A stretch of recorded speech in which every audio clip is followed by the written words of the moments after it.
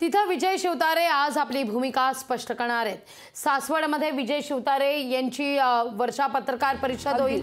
बारामती लोकसभा मतदारसंघातील कार्यकर्त्यांसोबत सुरुवातीला शिवतारे बैठक घेतील आणि त्यानंतर पत्रकार परिषदेला सुरुवात होणार आहे। वर्षा आजवर जर आपण पाहिलं तर जवळपास 3 वेळा विजय शिवतारे यांनी मुख्यमंत्र्यांशी चर्चा केलेली आहे।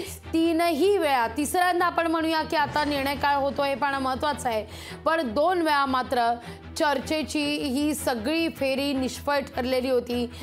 विजय शिवतारे हे आपल्या भूमिकेवर ठाम होते, पण आता मात्र विजय शिवतारे हे आपलं बंड थंड करणार का हे पाहणं फार महत्त्वाचं असणार आहे।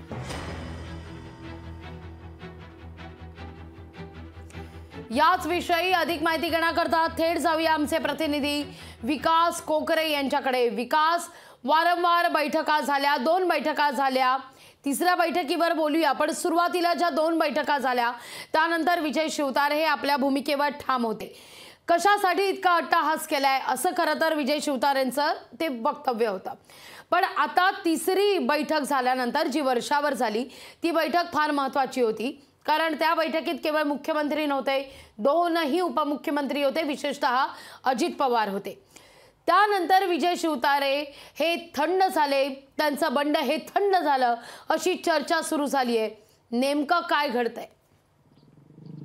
लागवी नक्कीच गेल्या अनेक दिवसांपासून बारामती मतदारसंघामध्ये विजय शिवतारे हे अपक्ष आपल्या लढण्याच्या भूमिकेवरती ठाम होते। विजय शिवतारेंनी वारंवार याबाबत 2 बैठकाही घेतल्या आणि बैठकानंतर या बैठका निष्फळ ठरल्याचं चित्र आपल्यासमोर पाहायला मिळालं। यानंतर विजय शिवतारे मुख्यमंत्री असतील एकनाथ शिंदे, उपमुख्यमंत्री देवेंद्र फडणवीस, उपमुख्यमंत्री अजित पवार यांच्या समवेत त्यांची काल परवा एक बैठक झाली आणि या बैठकीनंतर विजय शिवतारेंचं बंड थंड झालं अशा चर्चा माध्यमांमध्ये येऊ लागल्या। मात्र विजय शिवतारेंनी आपण अपक्ष लढणार असल्याचं ठाम सांगितलं आहे आणि अद्यापही कार्यकर्त्यांशी जोपर्यंत चर्चा केली जात नाही तोपर्यंत मी अपक्ष लढण्याच्या भूमिकेवरती ठाम आहे असं विजय शिवतारेंचं म्हणणं आहे। यामुळे याच पार्श्वभूमीवरती आज विजय शिवतारे यांच्या सासवडमधील निवासस्थानी शिवसैनिकांच्या प्रमुख शिवसैनिकांच्या उपस्थितीमध्ये आज एक बैठक पार पडणार आहे आणि या बैठकीनंतर विजय शिवतारे आपली जी काही राजकीय भूमिका आहे ती राजकीय भूमिका स्पष्ट करणार आहेत। मात्र विजय शिवतारे यांना 2019चा पराभव हा अत्यंत जिव्हारी लागलेला आहे आणि याचसाठी म्हणेल तर काय विजय शिवतारे हे असा लोकसभेसाठी हट्ट करीत असल्याची चर्चा जोरदार सुरू आहे। 2019 साली अजित पवारांनी खुलं आव्हान देऊन विजय शिवतारे यांना मोठ्या संख्येने त्यांना पाडलं होतं आणि तोच पराभव विजय शिवतारे यांच्या जिव्हारी लागल्याची जोरदार चर्चा सुरू होती आणि याचमुळे की काय विजय शिवतारे हे बारामती लोकसभेवरती अपक्ष लढण्याच्या भूमिकेवरती ठाम होते। मात्र आता मुख्यमंत्री एकनाथ शिंदे असतील, उपमुख्यमंत्री देवेंद्र फडणवीस असतील, उपमुख्यमंत्री अजित पवार असतील यांच्याशी बैठक झाल्यानंतर अद्यापही विजय शिवतारेंनी अपक्ष लढण्यावरती आपली भूमिका ठाम ठेवलेली आहे। आज 10:30 वाजता कार्यकर्त्यांसोबत त्यांची बैठक आहे आणि बैठक झाल्यानंतर ते 1:30 वाजता माध्यमांशी संवाद साधणार आहेत आणि लागवे आणि तिथून पुढून त्याची ते काय राजकीय भूमिका आहेत ते राजकीय भूमिका जाहीर करणार। अगदी शेवटचा सवाल, पण या सगळ्या मुद्द्यावर त्यांनी कार्यकर्त्यांना काही विचारात घेतलंय का? वर्षावर बैठक झाल्यानंतर काही संकेत कार्यकर्त्यांकडून मिळत आहेत का की विजय बापू अद्यापही आपल्या भूमिकेवरच ठाम आहेत, माघारी काही फिरणार वगैरे नाही आहेत, आपण उभं राहणार म्हणजे उभं राहणारच?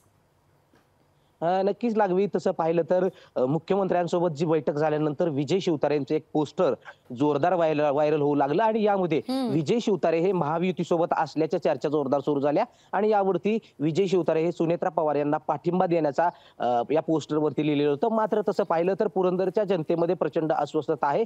विजय बापूंनी अद्यापही उभं राहावं, त्यांनी कोणत्याही परिस्थितीमध्ये माघार घेऊ नये अशी मागणी ही पुरंदरच्या जनतेमधून केली जाते। यामुळे आता विजय शिवतारेंची पहिल्यापासून जी भूमिका आहे, मी अपक्ष राहण्याचा निर्णय हा मी एकटा घेऊ शकत नाही, ही माझी भूमिका आहे, ही मी केवळ लोकांसाठी घेतलेली भूमिका आहे आणि ही भूमिका मी लोकांना विचारात घेऊनच घेणार आहे। यामुळे जरी विजय शिवतारेंनी या निवडणुकीतून माघार घेतली तरी देखील ते कार्यकर्त्यांशी चर्चा केल्याशिवाय या निवडणुकीतून माघार घेणार नाहीत। यामुळे पहिल्यापासून विजय शिवतारेंची जी भूमिका आहे ती कार्यकर्ते त्यांच्यासाठी अतिशय महत्त्वाचे आहेत।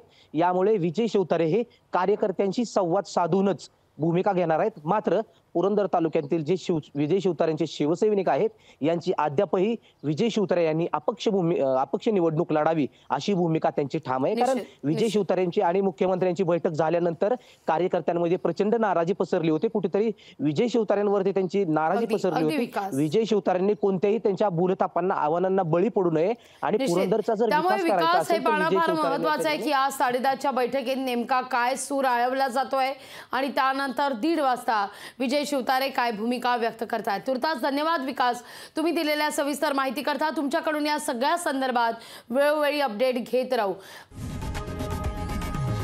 लोकशाही मराठी ऐका, पहा, जागरूक रहा।